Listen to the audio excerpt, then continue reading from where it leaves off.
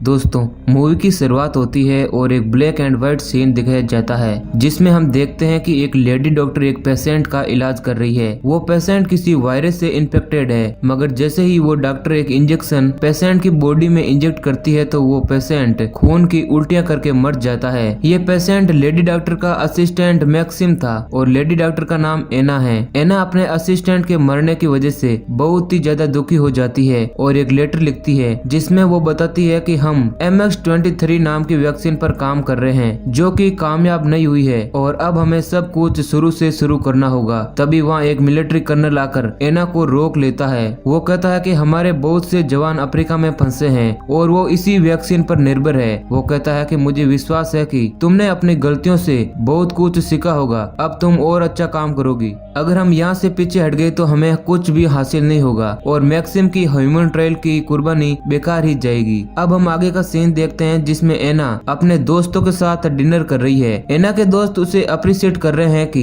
उसने कुछ ही महीनों में वैक्सीन को बना डाला। यहाँ एक बात तो साफ हो जाती है कि एना एक बहुत ही जीनियस साइंटिस्ट थी। तभी डिनर के दौरान एना को एक कॉल आता है जो कि मिलिट्री कर्नल का होता है और वो कर्नल फोन पर बताता है कि सीक्रेट रिसर्च स्टेशन कोला सुपरद्वीप में एक हादसा हो गया है। वहाँ किसी अनजान वायरस के ओरिजिन का पता लगा है। वो कहता है कि हमें उस जगह पर जाना है और 24 घंटे के अंदर उस वायरस के सैंपल्स को लेकर आना है, क्योंकि ऑर्डर के अनुसार 24 घंटों के बाद उस रिसर्च सेंटर को हमेशा के लिए बंद कर दिया जाएगा। अब एना कुछ मिलिट्री सोल्जर के साथ कोला सुपरद्वीप पहुंचती है और वहां जैसे ही हेलीकॉप्टर लैंड करता है तो वो देखती है कि एक साइंटिस्ट रिसर्च लैब से बाहर आ गया है और वो बाहर आते ही एक सोल्जर से ग्रेनेड छीन लेता है और ब्लास्ट कर देता है। इस हादसे में एना को भी थोड़ी चोट लग जाती है, मगर फिर भी एना उस साइंटिस्ट की डेड बॉडी के पास जाती है और उसमें से इन्फेक्टेड सैंपल लेती है। अब वहाँ कर्नल तरबुकिन भी आ जाता है और फिर वो सब साथ में कोला सुपरद्वीप में जाते हैं। साथ ही में कोला सुपरद्वीप का रिसर्च हेड पीटर और रिसर्च साइंटिस्ट गिरगोरिएव भी होता है। अब पहली लिफ्ट से नीचे जाते वक्त गिरगोरिएव कर्नल से डील करता है कि तुम्हें जो चाहिए वो मैं तुम्हें दूंगा, मगर इसके बदले में तुम्हें यहाँ से हमें सेफ निकालना होगा। फिर एना पूछती है कि तुमने बाकी स्टाफ को फर्स्ट बेस में बंद करके क्यों रखा है। इस पर वो कुछ ज्यादा ना बताते हुए कहता है कि यह बहुत ही जरूरी था। अब सभी लोग लिफ्ट में बैठ जाते हैं और फर्स्ट बेस तक जाने के लिए लिफ्ट चल पड़ती है। नीचे जाते वक्त लिफ्ट की स्पीड इतनी ज्यादा होती है कि लिफ्ट में ऑक्सीजन की कमी होने लगती है, जिसकी वजह से सभी बेहोश हो जाते हैं और इस बात का फायदा उठाकर गिरगोरिएव बेस पर पहुंचने के बाद लिफ्ट से की निकाल कर वहाँ से भाग जाता है। अब जब सभी होश में आते हैं तो कर्नल के साथ आए सोल्जर गिरगोरिएव को बेस पर ढूंढने लगते हैं, मगर वहाँ पर वो नहीं मिलता है। तभी वहाँ पर डॉक्टर कीरा और एक इंजीनियर निकोलोई मिलते हैं। एना पहले तो इन दोनों का ब्लड टेस्ट करती है ताकि वो ये जान सके कि वो लोग इन्फेक्टेड हैं या नहीं। उन दोनों का रिजल्ट नेगेटिव आता है। अब हम आगे देखते हैं कि मेजर इवान्यूक अपनी टीम के साथ गिरगोरिएव को पकड़ने के लिए जा रहा है, मगर वो उन्हें कहीं भी नहीं मिल रहा था। तभी थोड़ी देर बाद गिरगोरिएव एना के सामने आता है और वो सेकंड लिफ्ट में खड़ा होकर एना से कहता है कि मैं तुम्हें लिफ्ट की चाबी नहीं दे सकता, तुम यहाँ से बचे हुए लोगों को लेकर ऊपर चली जाओ और उनकी जान बचा लो। मगर एना उसकी बात पे ध्यान नहीं देती है और वो सोल्जर को बुला लेती है, मगर गिरगोरिएव तभी सेकंड लिफ्ट से नीचे की ओर चला जाता है। अब पीछे उन सभी लोगों के पास ऊपर या नीचे जाने का कोई भी रास्ता नहीं बचता है। अब मेजर इवान्यूक प्लान करते हैं कि वो सॉफ्ट के जरिए कुछ सोल्जर को नीचे भेजेंगे और वो सोल्जर गिरगोरिएव को पकड़ लेंगे और उससे चाबी लेकर वापस ऊपर आ जाएंगे। मगर सॉफ्ट के जरिए नीचे जाने वाला रास्ता बहुत ही खतरनाक है, क्योंकि वहाँ पर 200 डिग्री सेल्सियस का तापमान है, जिसके लिए साइंटिस्ट ने एक खास सूट बनाया है जो कि 300 डिग्री तक के तापमान को झेल सकता है। अब जैसे ही सॉफ्ट का गेट खोलकर टीम अंदर जाने वाली होती है, तभी दूसरी तरफ से एक लड़की जिसका नाम ओल्गा है वो आती है, जिसके पास कोई भी प्रोटेक्शन सूट नहीं होता है और वो इतने हाई टेम्परेचर में कैसे सर्वाइव कर पाई ये किसी को समझ नहीं आता है। ओल्गा लैब में एक जूनियर असिस्टेंट होती है। अब एना और कीरा ओल्गा का टेस्ट करती है। एना जैसे ही ओल्गा के कपड़े उतारती है तो वो देखती है कि ओल्गा की पीठ एकदम से सड़ चुकी है और उस पर बहुत सी फंगस लगी हुई है जो कि बहुत ही तेजी से आगे बढ़ रही है। एक सैंपल लेते वक्त ओल्गा पूछती है कि क्या तुम्हें दर्द हो रहा है। तब ओल्गा बताती है कि बस उसे ठंड लग रही है। अब एना उस सैंपल को टेस्ट करती है और फिर बताती है कि ये एक सेलुलर पैरासाइट है जो कि फंगस के फॉर्म में है और ये एक नया वायरस है।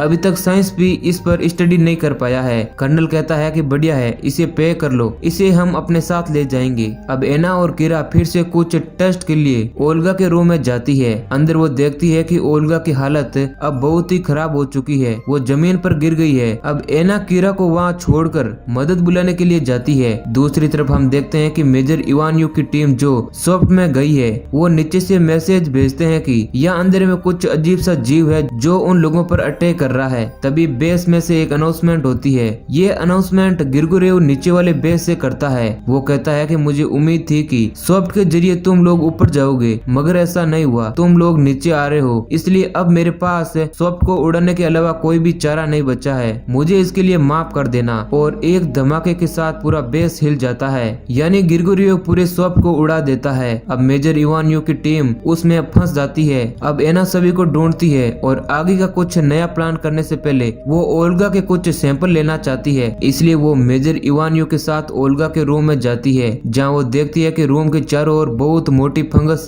जम चुकी है। ओल्गा भी फर्श पर गिरी हुई है जिसपे भी बहुत मोटी फंगस जम चुकी है। एना ओल्गा के पास जाती है और वो देखती है कि ओल्गा अभी भी जिंदा है, मगर उसकी बॉडी पर बहुत बड़े बड़े छाले जैसे कुछ निकल आए हैं। और एना जैसे ही ओल्गा का सैंपल लेने वाली होती है कि ओल्गा का एक छाला फूट जाता है और उससे निकला फंगस सीधा जाकर इवान्यूक के मुंह पर लगता है। मेजर इवान्यूक तुरंत बेहोश हो जाता है और एना वहाँ से भागकर जैसे तैसे एक मास्क को ढूंढती है। और जब वह पीछे मुड़कर देखती है तो वहाँ डॉक्टर कीरा होती है। कीरा की भी हालत ओल्गा जैसी हो गई है और वो एना पर अटैक कर देती है, मगर एना अपने आप को बचाकर वहाँ से निकलने में कामयाब हो जाती है। और अब वहाँ से मेजर इवान्यूक भी निकल जाता है, मगर अब मेजर इवान्यूक भी इन्फेक्टेड हो चुका था। अब एना कर्नल से अकेले में बात करने के लिए कहती है और वो उसे कोल्ड स्टोरेज रूम में ले जाती है। एना कर्नल को बताती है कि मैंने अभी तक ऑब्जर्व किया है कि ये फंगस एक्सट्रीम कोल्ड को नहीं झेल पाता है। और एना अपने पास पड़े एक फंगस सैंपल को दिखाती है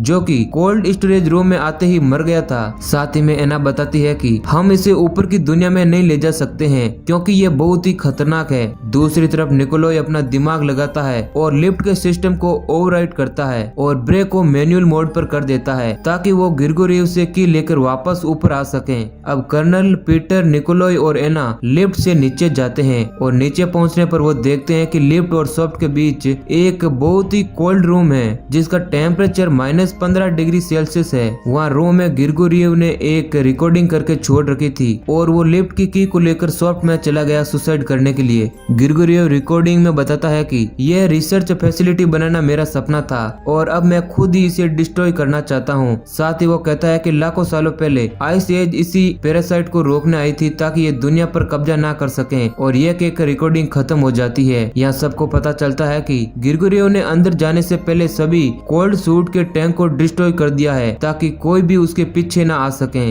पीटर यहाँ बताता है कि अंदर 200 डिग्री टेम्परेचर है और उसमें बिना सूट के हम जिंदा नहीं रह सकते हैं। तब निकोलोय बताता है कि लास्ट ईयर एक आदमी का प्रेशर सूट अंदर खराब हो गया था और उसे बाहर आने में 5 मिनट लग गए थे। वो बच तो गया मगर सूट को उसकी स्किन से उखाड़ कर निकालना पड़ा था। अब सबको ये पता है कि अंदर बिना सूट के वो मैक्सिमम 5 मिनट तक ही रह सकते हैं। अब अंदर जाने के लिए सबसे पहले कर्नल तैयार होता है और वो बिना कोल्ड सूट के अंदर चला जाता है और बाकी सभी घड़ी की ओर नजर गड़े रहते हैं क्योंकि अगर कर्नल को 5 मिनट से ऊपर हो गए तो इसका मतलब है कि कर्नल मर चुका है और तभी किसी को और अंदर जाकर की को लाना होगा। अब 5 मिनट बीत जाते हैं और कर्नल बाहर नहीं आता है। अब इधर पीटर और निकोलोय में बहस होने लगती है कि अब अंदर कौन जाएगा, मगर तभी एना खुद ही सॉफ्ट के अंदर चली जाती है। अंदर जाते ही एना की स्किन बहुत ही तेजी से जलने लगती है और वो देखती है कि कर्नल गेट से 15-20 कदम की दूरी पर ही गिरा हुआ है और वो मर गया है। एना कर्नल तक पहुंचती है और देखती है कि कर्नल की मुट्ठी में की है।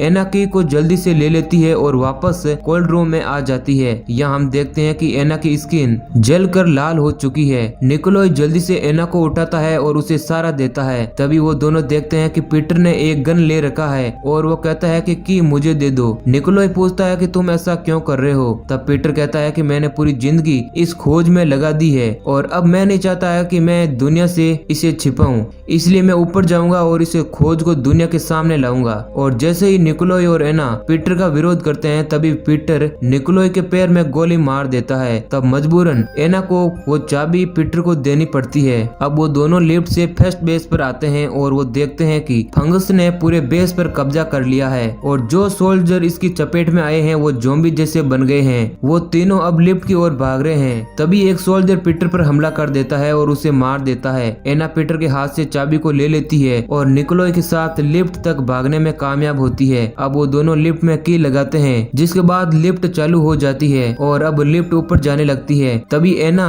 लिफ्ट में दूसरी तरफ देखती है कि वहाँ मेजर इवान्यूक फंगस में लिपटा हुआ बैठा है। इवान्यूक एना से बात करता है और एना देखती है कि इवान्यूक के मुंह से बहुत ही बड़ी फंगस बाहर निकल रही है और वो हवा में फैल रही है। तब एना समझ जाती है कि ऊपर पहुंचने तक निकोलाई और वो खुद इन्फेक्टेड हो जाएंगे क्योंकि उनके पास मास्क नहीं है। एना निकोलाई से कहती है कि हमें लिफ्ट को रोकना होगा क्योंकि अगर हम ऊपर गए तो दुनिया को खतरा है, मगर निकोलाई नहीं मानता है और वो अपनी जान बचाना चाहता है। अब यहाँ पर दोनों के बीच लिफ्ट रोकने की बात पर लड़ाई होने लगती है और यहाँ इवान्यूक मौका पाते ही निकोलाई के गले में अपने हाथ की हड्डी घुसाकर उसे मार देता है। अब एना को लिफ्ट रोकने के लिए 3 बार गलत सीक्वेंस कोड डालना है ताकि लिफ्ट खुद ही रुक जाए, मगर लिफ्ट के ऊपर जाने की स्पीड इतनी तेज होती है कि एना खुद ही खड़ी नहीं हो पाती है। अब जैसे तैसे एना 3 बार गलत सीक्वेंस कोड डालती है, तब तक लिफ्ट ऊपर पहुंच जाती है और वहाँ पर मौजूद सोल्जर एना को बाहर निकाल लेते हैं, मगर बाहर निकलने से पहले एना लिफ्ट को सेल्फ